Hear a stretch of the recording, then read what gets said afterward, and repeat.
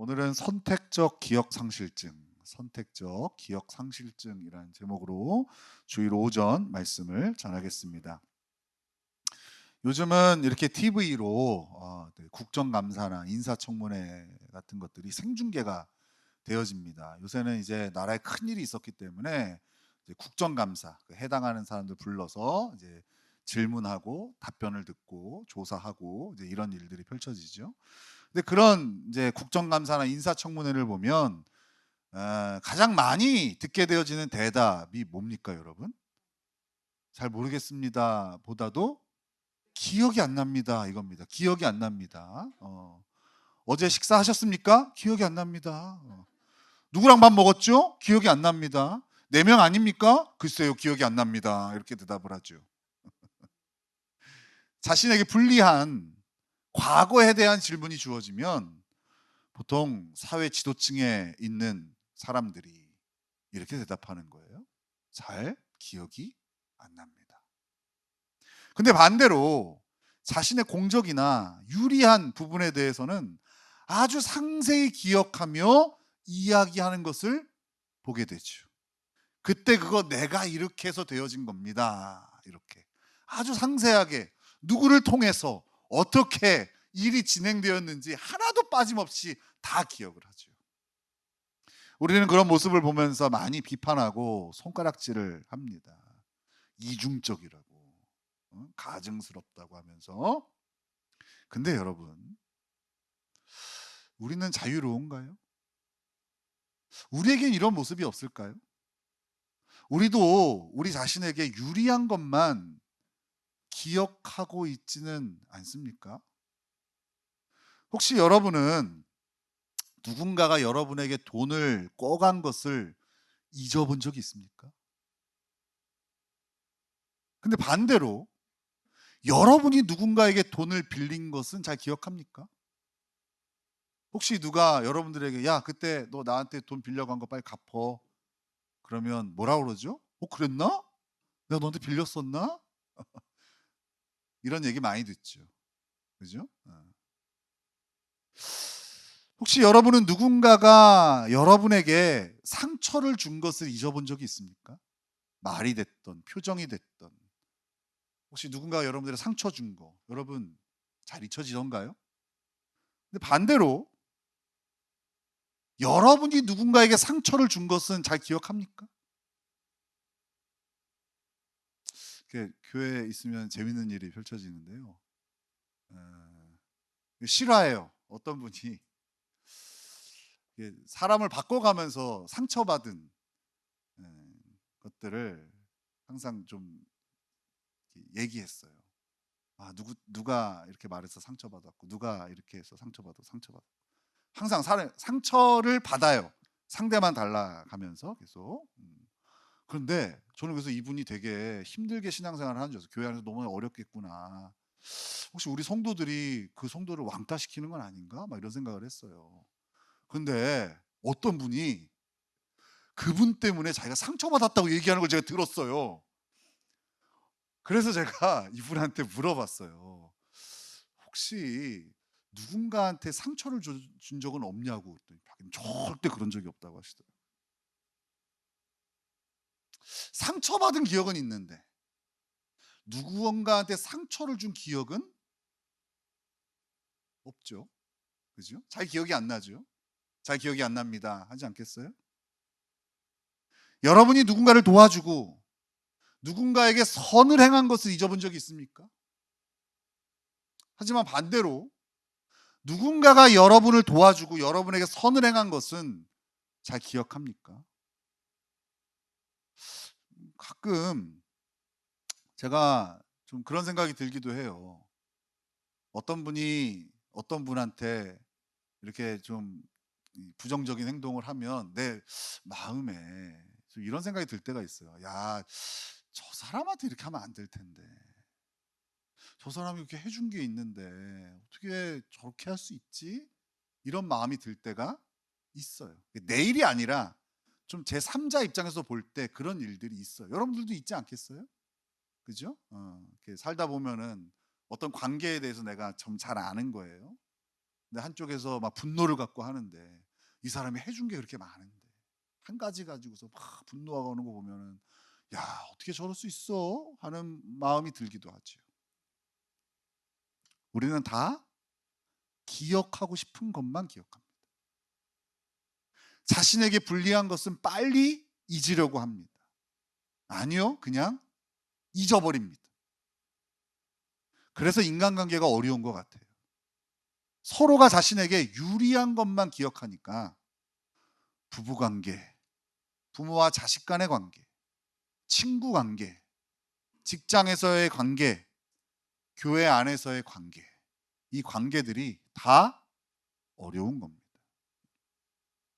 오늘 우리는 기억해야 하지만 자신에게 불리한 것은 잊어버리고 반면에 기억하고 싶은 것만 기억하는 이스라엘의 모습을 보게 될 겁니다.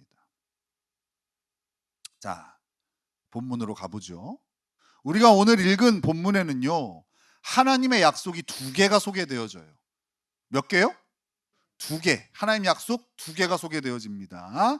자, 먼저 1절을 읽겠습니다. 앞에 준비를 해놨으니까 같이 읽겠습니다. 1절 시작.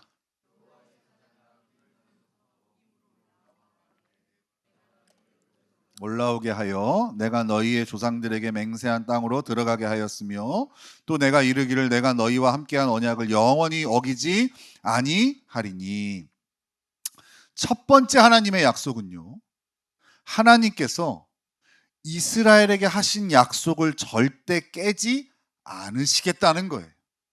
내가 너희와 세운 언약을 내가 끝까지 신실하게 지키겠다는 약속이에요. 이 약속은요, 이게 전통이 좀 긴데요, 하나님께서 아브라함을 부르시면서 하신 약속이에요. 그 약속이 이삭, 야곱, 요셉을 지나 모세, 여호수아를 통하여 이스라엘에게 반복해서 하나님께서 상기시키십니다. 하나님께서 당신의 백성을 끝까지 책임지시고 끝까지 함께 하시겠다는 약속을 신실하게 지키시겠다는 약속이에요. 이게 첫 번째 약속입니다. 기억하세요? 몇 번째 약속이라고요? 첫 번째 약속이에요. 오늘 제가 약속을 몇 개 소개한다고 그랬죠? 2개. 잘 따라오고 있습니다. 자, 그러면 2번째 소개되어지는 약속도 보겠습니다. 우리 2절과 3절을 같이 읽겠습니다. 앞에 준비해놨습니다. 시작. 너희는 이 땅의 주민과 언약을 맺지 말며 그들의 제단들을 헐라하였거늘 너희가 내 목소리를 듣지 아니하였으니 어찌하여 그리하였느냐. 그러므로 내가 또 말하기를 내가 그들을 너희 앞에서 쫓아내지 아니하리니 그들이 너희 옆구리에 가시가 될 것이며 그들의 신들이 너희에게 올무가 되리라 하였노라. 하나님은 이스라엘에게 가나안 족속과 언약을 맺지 말고 그들이 점령하는 그 땅, 하나님 신 약속의 땅의 원주민들, 그 가나안 사람들과 언약을 맺지 말고 그들의 우상을 다 헐어버리라고 명령을 합니다. 그러면서 약속하세요. 그들을 진멸하라고, 그들의 우상도 진멸하라고 하나님 약속하시면서 이 명령을 행하지 않으면 이스라엘 너희가 남겨둔 가나안 사람들이 너희의 가시가 되고 올무가 될 것이다. 근데 이 약속도요, 여기서 갑자기 나온 게 아니에요. 이것도 전통이 좀 있어요. 하나님께서 맨 처음 하신 약속이 아니라 그 전에 이미 하셨어요. 자, 우리 출애굽기 23장 32절에서 33절입니다. 같이 읽겠습니다. 시작. 너는 그들과 그들의 신들과 언약하지 말라. 그들이 내 땅에 머무르지 못할 것은 그들이 너를 내게 범죄하게 할까 두려움이라. 내가 그 신들을 섬기면 그것이 너의 올무가 되리라. 아직 가나안 땅에 들어가지 않았어요. 약속의 땅에 들어가지 않은 광야 생활 가운데 있어요. 근데 그때 하나님께서 모세를 통하여 이스라엘에게 이 약속을 하신 겁니다. 그 땅에 가나안 족속 그들을 남겨두면 그들이 너희의 올무가 될 것이다. 이미 하신 약속이에요. 그리고 하나님은 여호수아를 통해서도 다시 한번 이 약속을 상기시키십니다. 여호수아 23장 12절에서 13절입니다. 같이 읽겠습니다. 시작. 너희가 만일 돌아서서 너희 중에 남아있는 이 민족들을 가까이하여 더불어 혼인하며 서로 왕래하면 확실히 알라. 너희의 하나님 여호와께서 이 민족들을 너희 목전에서 다시는 쫓아내지 아니하시리니 그들이 너희에게 올무가 되며 덫이 되며 너희의 옆구리에 채찍이 되며 너희의 눈에 가시가 되어서 너희가 마침내 너희 하나님 여호와께서 너희에게 주신 이 아름다운 땅에서 멸하리라. 하나님의 명령에 불순종하여 가나안 족속을 남겨두고 그들과 언약을 맺으면 망하게 될 것이다. 멸망한다. 이렇게 약속하신 거예요. 정리해 볼게요. 자, 정리할게요. 오늘 본문에 나온 하나님의 이스라엘을 향한 두 가지 약속은 첫 번째, 하나님께서 영원히 이스라엘과 함께 하시고 지키시고 인도하시겠다는 약속이에요. 이게 몇 번째 약속? 첫 번째 약속. 두 번째 약속은요, 너희가 하나님 명령에 불순종하면 하나님께서 너희를 벌하시고 심판하시겠다는 약속이에요. 이게 몇 번째 약속? 두 번째 약속. 이제 계속 제가 첫 번째 약속, 두 번째 약속으로만 얘기를 할 거예요. 그럼 여러분 이제 기억하겠죠? 첫 번째 약속이 뭔지, 두 번째 약속이 뭔지. 자, 여러분이 이스라엘 족속이라고 한번 생각해 보세요. 여러분이라면 두 약속 중 어떤 것이 마음에 듭니까? 첫 번째 약속입니까? 두 번째 약속입니까? 당연히 첫 번째 약속 아닙니까? 이스라엘을 택하신 하나님께서 이스라엘을 지키시고 인도하셔서 복을 주시겠다는 약속은 이스라엘 백성들에게 언제나 큰 위로와 힘이 되었을 거예요. 그래서 그들은 이 약속을 많이 주장하지 않았을까요? 광야의 힘든 여정 가운데에서도, 그리고 가나안 정복 전쟁의 어려운 상황 가운데에서도, 그리고 서로가 힘들어하고 낙심해 있을 때에도 이들은 서로 손을 잡으면서 첫 번째 약속을 꺼내보고 주장하며 위로하고 힘을 냈을 거예요. 우리도 한번 해볼까요? 옆에 사람 손을 붙잡고, 하나님이 너와 영원히 함께 하셔. 하나님이 너와 하신 약속을 끝까지 지키실 거야. 어때요? 훈훈하죠? 그죠? 한 3초 전에 스마트폰을 하는 규성이를 혼을 내던 우리 집사님께서 손을 붙잡고 하나님이 너와 함께 하셔. 그러니까 훈훈해지잖아요. 그죠? 고개를 들고 똑바로 앉고 허리를 펴고, 규성아 이제 너 중2야. 내년에 하민이 와. 본을 보여야지. 그런데 문제는 이들이 하나님께 불순종하는 순간에도 이 첫 번째 약속을 기억하고 주장했다는 거예요. 하나님께 불순종하면 당연히 두 번째 약속이 생각나서 돌이켜야 되는 거 아니겠어요? 근데 이스라엘은 두 번째 약속이 아닌 첫 번째 약속을 주장했던 거예요. 왜 그랬을까? 우린 그 답을 한번 성경 본문에서 좀 찾아보죠. 자, 우리 사사기 1장 19절입니다. 사사기 1장 19절 같이 읽겠습니다. 시작. 여호와께서 유다와 함께 계셨으므로 그가 산지 주민을 쫓아내었으나 골짜기의 주민들은 철병거가 있으므로 그들을 쫓아내지 못하였으며. 뭐라 그래요? 쫓아내지 못하였으며 그러죠. 자, 27절이에요. 1장 27절 시작. 므낫세가 베스안과 그에 딸린 마을들의 주민과 다아낙과 그에 딸린 마을들의 주민과 돌과 그에 딸린 마을들의 주민과 이블르함과 그에 딸린 마을들의 주민과 무기또와 그에 딸린 마을들의 주민들을 쫓아내지 못하매 가나안 족속이 결심하고 그 땅에 거주하였더니. 거기 또 뭐라 그래요? 쫓아내지 못하매. 쫓아내지 못하매. 29절이에요. 시작. 에브라임이 게셀에 거주하는 가나안 족속을 쫓아내지 못하매 가나안 족속이 게셀에서 그들 중에 거주하였더라. 뭐라 그래요? 쫓아내지 못했다. 30절 시작. 스불론은 기드론 주민과 나할론 주민을 쫓아내지 못하였으므로 가나안 족속이 그들 중에 거주하면서 노역을 하였더라. 쫓아내지 못했다.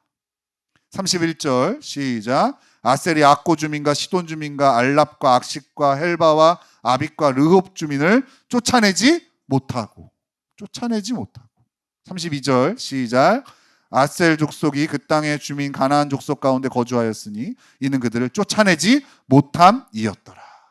여러분 계속 반복해서 등장하는 문장이 뭡니까? 쫓아내지 못함에. 이스라엘은 이렇게 얘기하고 있는 거예요. 어쩔 수 없이 가나안 족속을 진멸하지 못하고 남겨두게 되었다라고 얘기하는 거예요. 우리의 능력 부족으로 상황이 어려워서 이 가나안 족속을 우리가 진멸하지 못했습니다라고 얘기하고 있는 거예요. 상대의 최신식 무기 철병거를 핑계대거든요. 이스라엘 백성들이. 그 철병거 앞에 자신들은 더 이상 상대를 진멸할 수 없게 되었다고 핑계대고 있는 겁니다. 이들은 자신들의 불순종이 어쩔 수 없는 것이니 여전히 첫 번째 약속이 유효하다고 생각하고 있는 거예요. 그러니까 이런 말이에요. 자신들은 일부러 그런 게 아니라 어쩔 수 없이 불순종한 것이니 하나님께서 그런 연약한 자신들을 끝까지 책임지시고 복을 주실 것이라고 말하고 있는 거예요. 고의가 아니라는 거예요.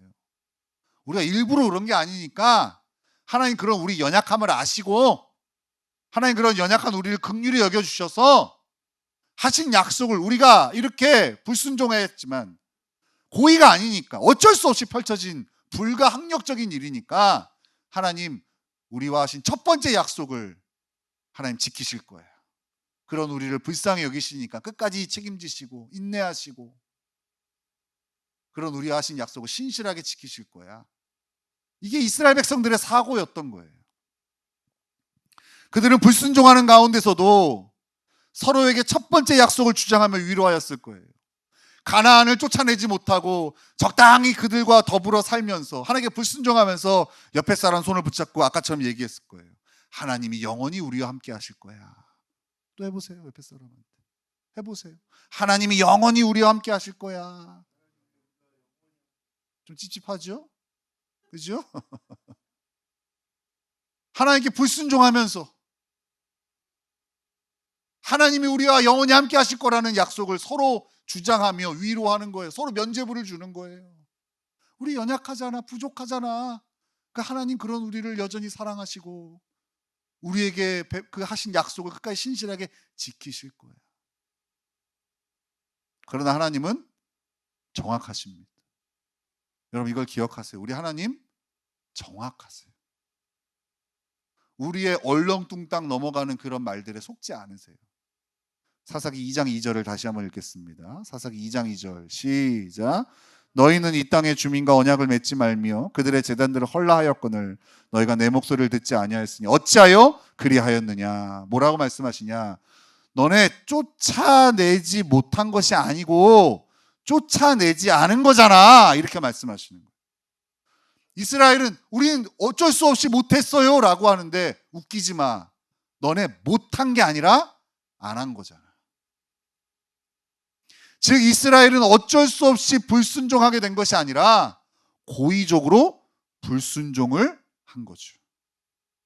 아무리 이스라엘이 어쩔 수 없는 핑계를 대더라도 우리 하나님을 속일 수는 없습니다. 그리고 하나님의 평가는 항상 옳습니다. 하나님은 그들이 고의적으로 일부러 순종하지 않는 것이라고 말씀하시는 거예요. 사실 이스라엘에게는요, 하나님께 순종하는 것보다 더 중요한 이슈가 있었습니다. 그것은 바로 낯선 이 가나안 땅에 앞으로 어떻게 살아갈 것인가 하는 문제였어요. 어떻게 먹고 살 것인가 하는 문제였다고요. 그래서 그들은 이 땅을 잘 알고 선진 농사 노하우가 있는 가나안 사람들을 남겨둔 거예요. 하나님 진멸하라고 했지만 그들이 없어지면 막막한 거예요. 그래서 그들을 남겨둔 거예요. 아무리 이스라엘이 상대의 최신식 무기인 철병거를 핑계대어 그들을 쫓아내지 못했다 해도 하나님은 이런 그들의 검은 속마음을 다 알고 계셨던 거예요. 그들이 아무리 첫 번째 약속을 주장하더라도 이스라엘이 아무리 첫 번째 그 약속 하나님 당신이 하신 약속을 끝까지 신실하게 지키신다는 그 약속을 아무리 주장하더라도 이제 그들에게 적용되어지는 약속은 뭡니까? 두 번째 약속이에요. 하나님께 불순종하면 망한다는 거. 그들이 불순종하여 남겨둔 가나안 족속이 결국 그들의 가시와 올무가 되어 그들을 괴롭히게 될 것이라는 그 약속, 그 두 번째 약속이 그들에게 적용되어지는 거예요. 성경에는요, 우리가 정말 좋아하는 하나님의 약속들이 많이 있습니다. 그 중에 우리가 정말 좋아하는 약속 한 두 가지 정도만 제가 한번 소개를 해볼게요. 요한복음 10장 28절에서 30절입니다. 같이 읽겠습니다. 시작. 내가 그들에게 영생을 주노니 영원히 멸망하지 아니할 것이요 또 그들을 내 손에서 빼앗을 자가 없느니라. 그들을 주신 내 아버지는 만물보다 크심에 아무도 아버지 손에서 빼앗을 수 없느니라. 나와 아버지는 하나이니라 하신대. 여러분 많이 들어봤죠? 어떤 말씀입니까? 악수예화입니다. 서로 악수하면서, 그죠? 하나님 우리를 향한 사랑이 절대 끊어질 수 없어. 한번 놔봐 꽉 붙잡고, 이거 봐, 네가 놓은 것 같아도 우리 하나님 성령님까지 손을 꽉 붙잡고 너를 계시는 거야. 얼마나 은혜가 되는 약속입니까? 또 여러분들이 좋아하는 약속 또 하나 있어요. 로마서 8장 38, 39절이에요.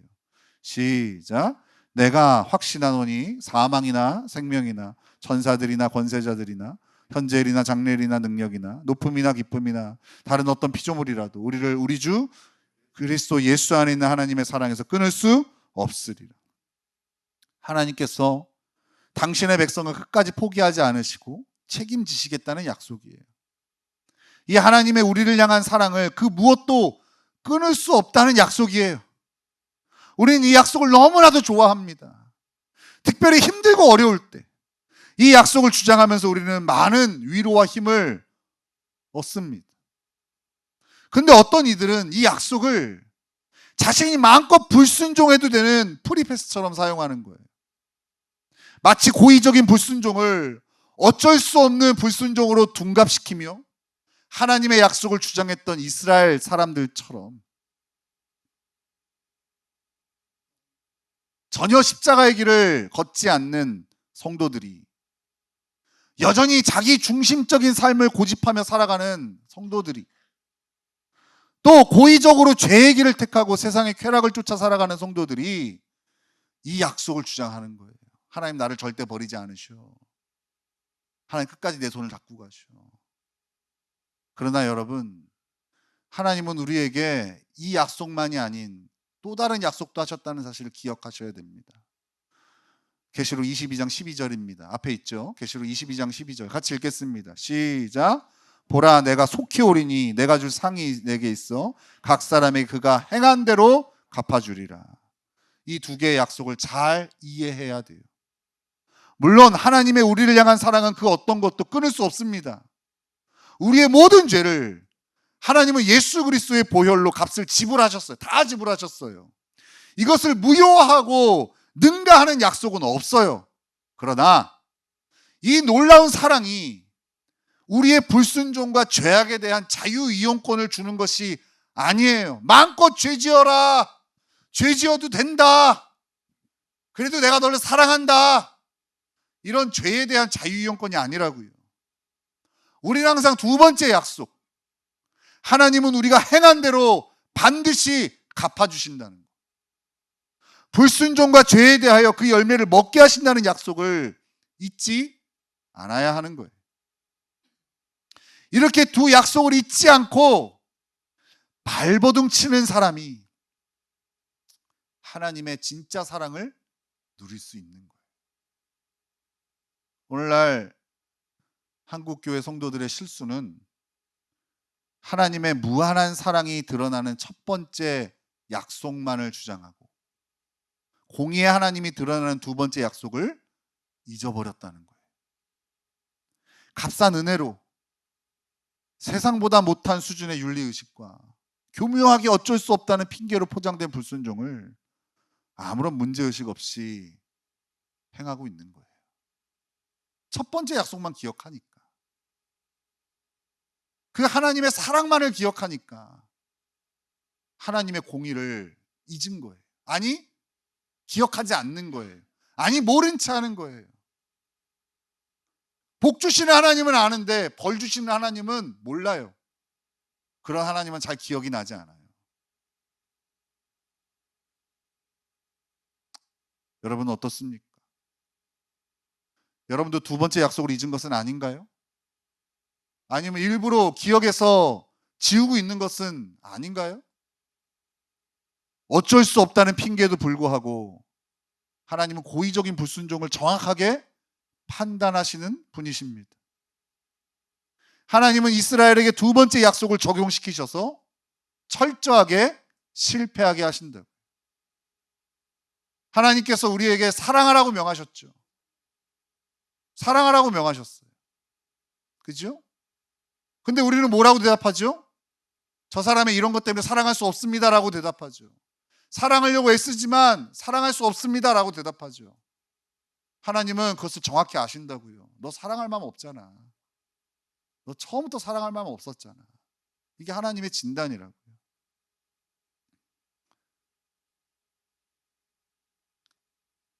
어쩔 수 없다는 핑계에도 불구하고 하나님은 이렇게 고의적인 불순종을 정확하게 판단하시는 분이세요.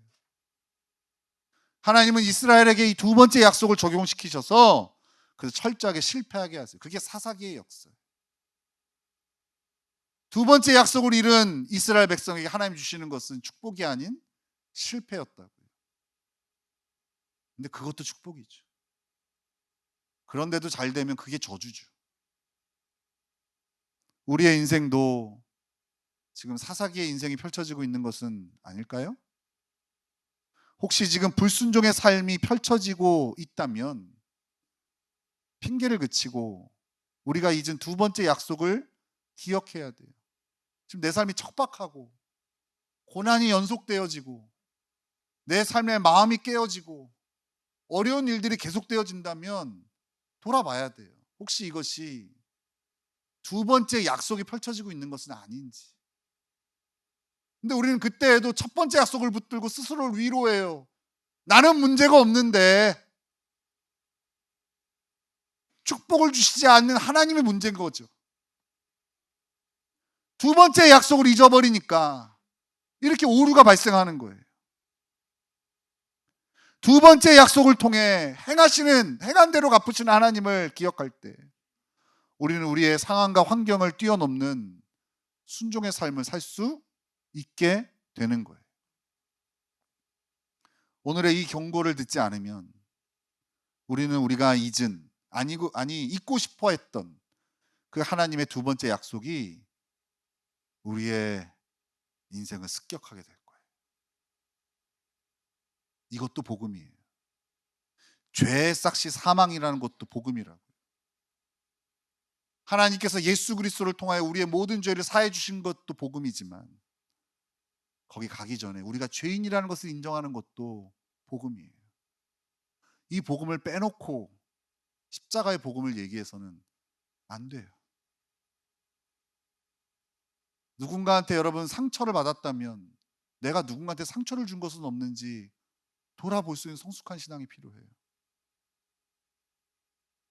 내가 겪고 있는 고난이 누구 때문이라면 혹시 내가 누군가에게 고난을 준 것은 아닌지 돌아볼 수 있는 성숙한 신앙이 필요해요.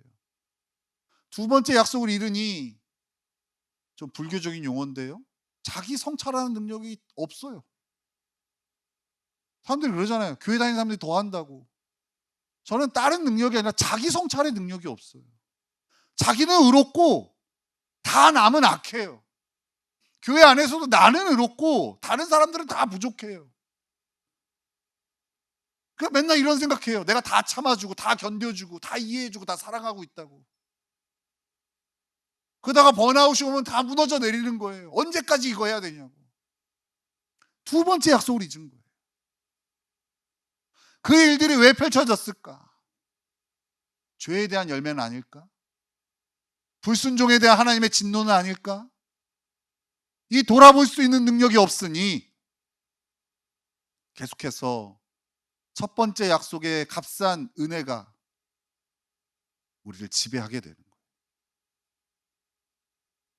하나님의 약속에는 조건절이 있어요. 계속 장난치면 맞는다. 이게 조건절이에요. 그렇죠? 하나님께 순종하면 복을 얻고 불순종하면 벌을 받는다. 하나님의 약속은 순종하는 자에게 주어지는 축복이에요. 우리가 아무리 순종하려 애썼지만 어쩔 수 없이 안 됐습니다 해도 하나님 다 아세요. 진짜 우리가 그 마음이 있는지, 고의적인 것인지, 진짜 어쩔 수 없는 것인지 다 아세요. 그래서 여러분, 첫 번째 약속이 됐던 두 번째 약속이 됐던 순종하면 복을 얻고 불순종하면 화를 얻게 되어지는 거예요. 그래서 우리는 두 가지가 다 필요해요. 첫 번째 약속의 감격. 나의 어떠함과 상관없이 나를 사랑하시는 하나님의 은혜에 대한 감격이 분명히 있어야 돼요. 하지만 그것만으로 살아가서는 안 돼요. 두 번째 약속도 기억해야 돼요. 하지만 하나님 죄를 싫어하셔서 죄에 대해서는, 불순종에 대해서는 반드시 값을 치르게 하신다는 사실을. 그래야 첫 번째 약속의 은혜 위에 두 번째 약속의 순종의 열매를 맺을 수 있는 겁니다.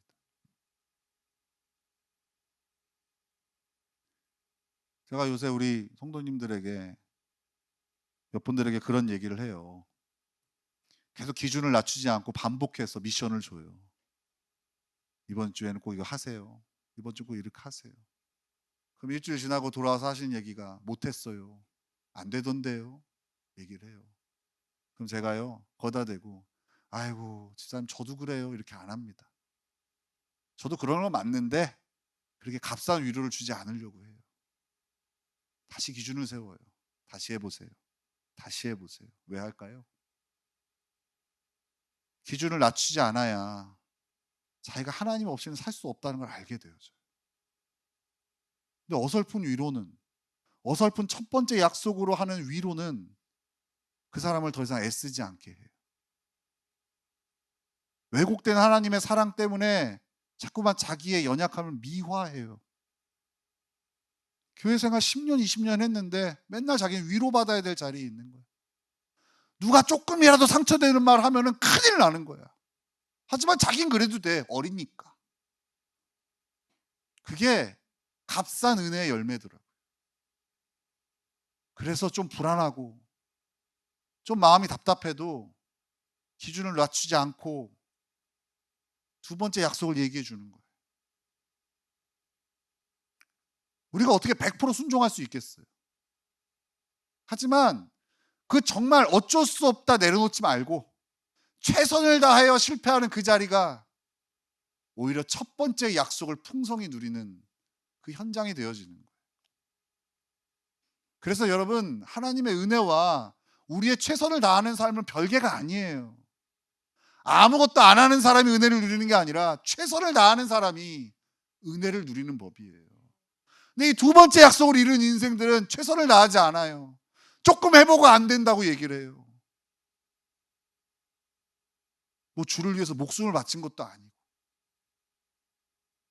고작 시간 조금 내고 고작 물질 조금 내고 고작 에너지 조금 쓰는 거 가지고 힘들다고 왜 그럴까 생각을 해봤어요. 두 번째 약속을 다 잊었어요. 첫 번째 그 약속의 달콤한 열매만 따먹기를 원하는 거예요. 다 비대해진 신앙인들. 여러분, 돌아보셔야 돼요. 마음이 아프고 힘들 때마다 두 번째 약속을 돌아봐야 돼요. 정죄하라는 얘기가 아니에요. 내가 받은 상처가 아프면 내가 누군가한테 준 상처도 아픈 거예요. 내가 누구 때문에 속상하다면 여러분도 누군가를 속상하게 할 가능성이 있다는 거예요. 이 깊은 자기 성찰과 묵상이 그런 나를 여전히 사랑하시는 하나님을 향해서 감격하게 하는 거예요. 그 감격은 예배의 성공으로 이어지겠죠. 나 같은 거 구원하신 하나님의 은혜에 대한 감격과 찬양으로 하나님을 찬양하고 높이게 될 거예요. 소망합니다. 첫 번째 약속의 감격 가운데 두 번째 약속의 순종의 열매를 맺는 저와 여러분이 되기를 정말 소망합니다. 우리 그렇게 2025년에는 성숙한 그리스도인으로 맨날 상처만을 주장하는 그리스도인이 아닌 하나님의 은혜로 넉넉히 승리하는 그런 복된 인생이 되시기를 예수님의 이름으로 축원합니다.